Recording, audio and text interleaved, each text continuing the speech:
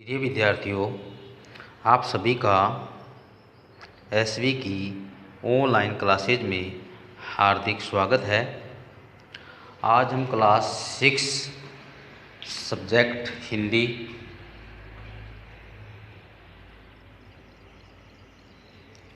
वसंत भाग फर्स्ट में lesson number 4 चाँद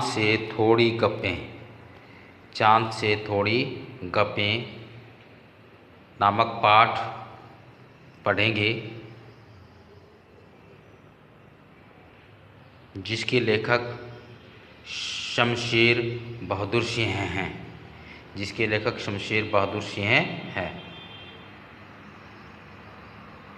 पिछले वीडियो में हमने लेसन नंबर 3 नादान दोस्त के अभ्यास प्रश्न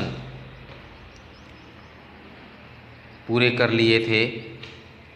मैं आशा करता हूँ कि सभी बच्चों ने वो अभ्यास प्रश्न पूरे कर लिए होंगे। आज लेसन नंबर 4 चाँद से थोड़ी गप्पें पढ़ रहे हैं। तो इसमें एक 10-11 साल की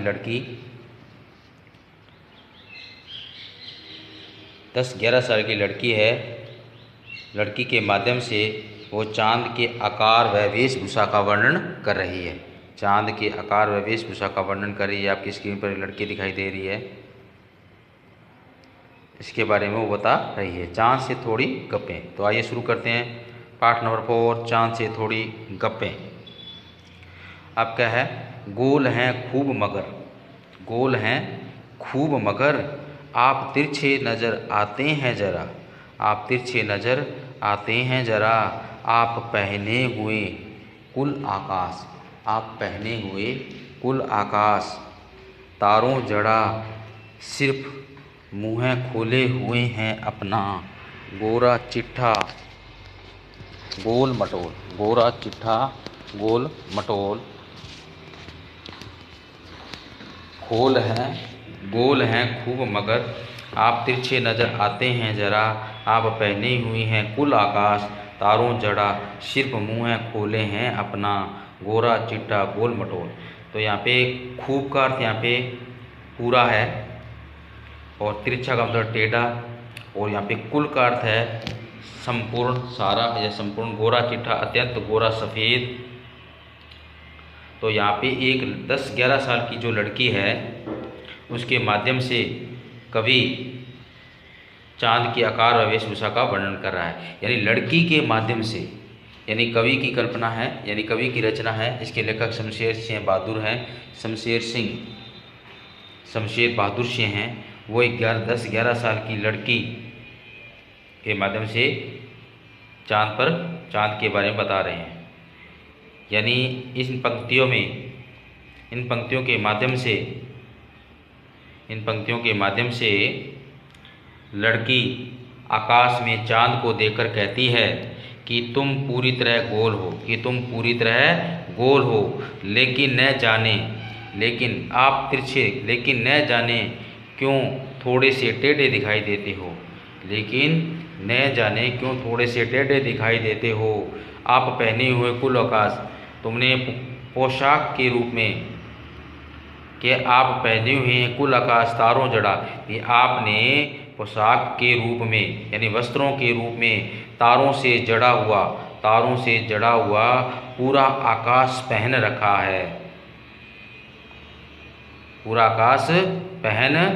है। यह आपको चाँद हमें रात को दिखाई देता है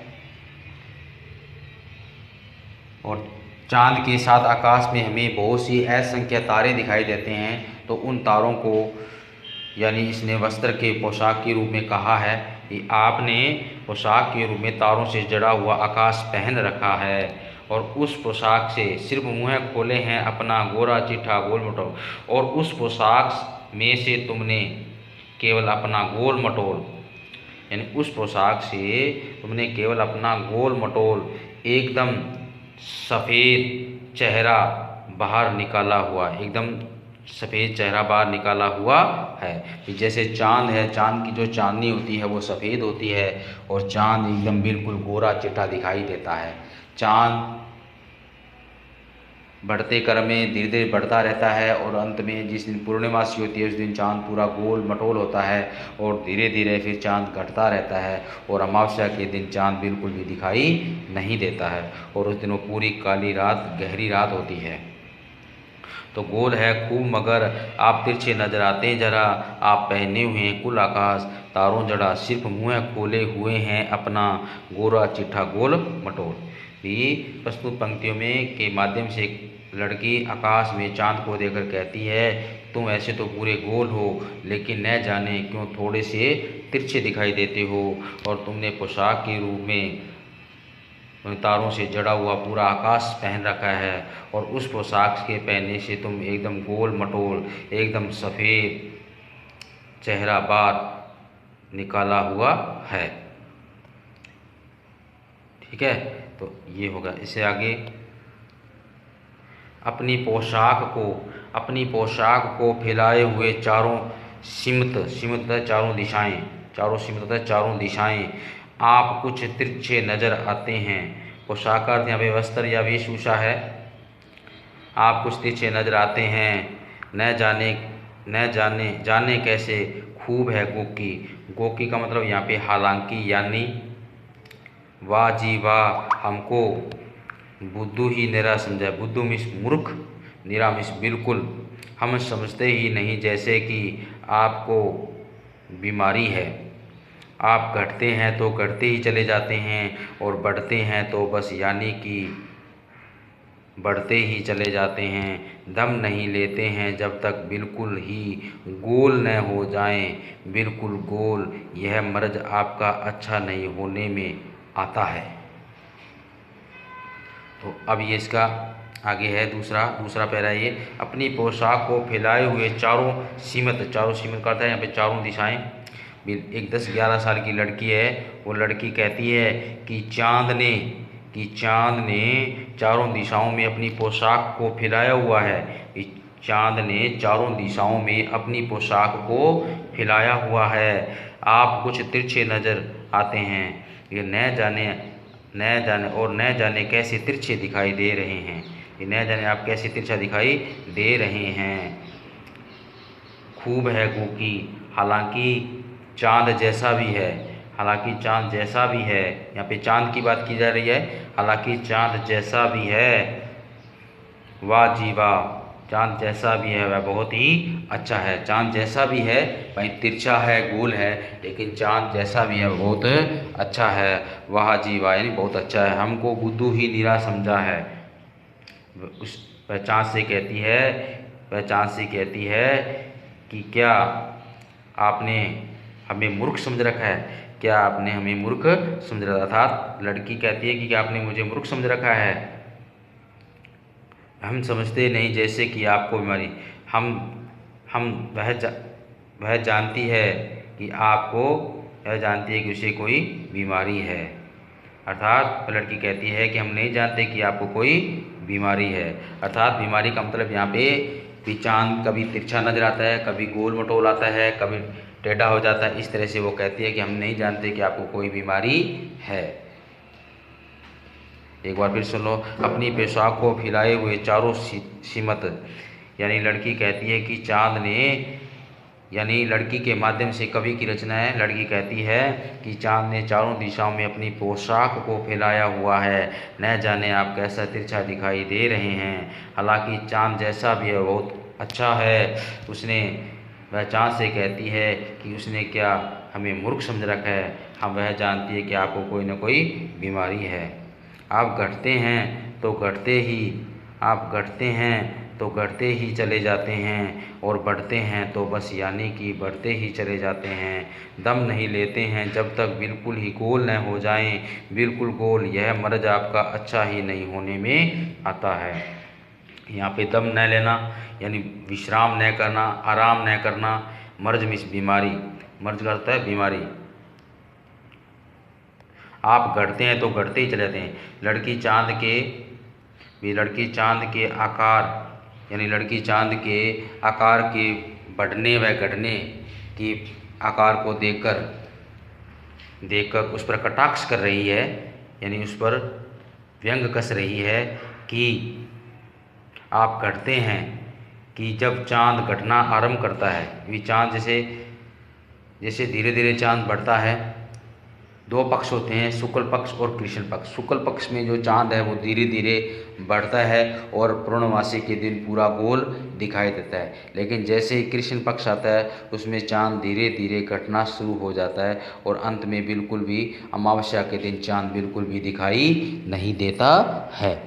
तो लड़की चांद के आकार यानी घटने बढ़ने की प्रक्रिया पर कटाक्ष करते हुए कहती है कि आप जब घटना आरंभ कर देते हैं तो घटते ही चले जाते हैं, आप घटते ही चले जाते हैं और बढ़ते हैं तो और घटते ही चले जाते हैं और घटते घटते अर्थात घटते घटते एक दिन और घटते घटते अर्थात एक दिन अमावस्या के दिन पूरी तरह ही गायब हो जाते हैं और अमावस्या के दिन पूरी तरह ही गायब हो जाते हैं। अर्थात अमावस्या के दिन चाँद बिल्कुल भी नहीं दिखाई देता है और बिल्कुल एकदम काली रात, घनी रात होती है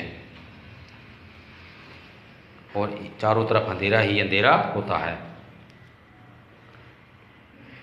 बढ़ते ही चले जाते हैं और जब बढ़ते हैं और जब बढ़ना आरंभ करते हैं, यानी बढ़ना आरंभ करते हैं तो बढ़ते ही चले जाते हैं, यानी बढ़ते ही चले जाते हैं और बढ़ते ही चले जाते हैं और जब तक दम नहीं लेते, जब तक बिल्कुल भी जब तक पूरी तरह गोल नहीं हो जाते, जब तक पूरी तरह गोल नहीं हो जाते अर्थात पूर्णिमा नहीं आ जाती, जब तक पूर्णिमा नहीं आ जाती, पूर्णिमा नहीं आ जाती तब तक आप दम नहीं लेते हैं अर्थात विश्राम नहीं करते हैं। अर्थात कहने का आशय है कि चाँद शुक्ल पक्ष में धीरे धीरे चाँद बढ़ेगा और जैसे ही पूर्णिमा आएगी उस दिन चाँद बिल्कुल पूरा गोल दिखाई देगा और आकाश में चारों ओर उसकी जो चांदनी है उसी की रोशनी पूरी तरह फैल जाती है और आकाश प्रकाशमय हो जाता है अर्थात चारों तरफ चाँद की रोशनी ही रोशनी फैल जाती है। गोल न हो जाएं, बिल्कुल गोल। यह था जब तक आप विश्राम नहीं करते, जब तक पूर्णतः गोल न हो जाए। कहने का अर्थात पूर्णिमा जैसी आती है तो उस दिन आप पूरे गोल हो जाते हैं।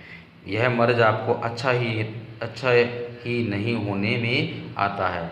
लड़की कहती है कि उस चाँद की यानी चाँद के बारे में बात की जा रही। लड़की कहती है कि उस चाँद की यह घटने बढ़ने की कोई लाइलाज बीमारी है जो ठीक होने में नहीं आती है। तो प्रिय बच्चों, ये था पाठ चाँद से थोड़ी गपें। एक 10-11 साल की लड़की चाँद के बारे में कहती है और आपको पता है चाँद, मैंने बताया अभी कि शुक्ल पक्ष और कृष्ण पक्ष दो पक्ष होते हैं। शुक्ल पक्ष में चाँद धीरे धीरे बढ़ता है और पूर्णिमा के दिन पूर्णतः गोल हो जाता है और कृष्ण पक्ष में चाँद धीरे धीरे घटना शुरू होता है और अंत में अमावस्या के दिन पूरी तरह गायब हो जाता है अर्थात अमावस्या के दिन चाँद दिखाई नहीं देता है। तो इस पाठ के जो लेखक हैं शमशेर बहादुर सिंह हैं। तो प्रिय बच्चों, आज के लिए इतना ही। आज हमने चाँद से थोड़ी गप्पें पाठ कविता को पढ़ा और मैं आशा करता हूँ कि सभी बच्चों को इसका हिंदी अनुवाद अच्छी तरह से समझ में आ गया होगा। नेक्स्ट वीडियो में हम इसके शब्दार्थ और अभ्यास प्रश्नों पर चर्चा करेंगे। आज के लिए बच्चों इतना ही। धन्यवाद। जय हिंद, जय भारत।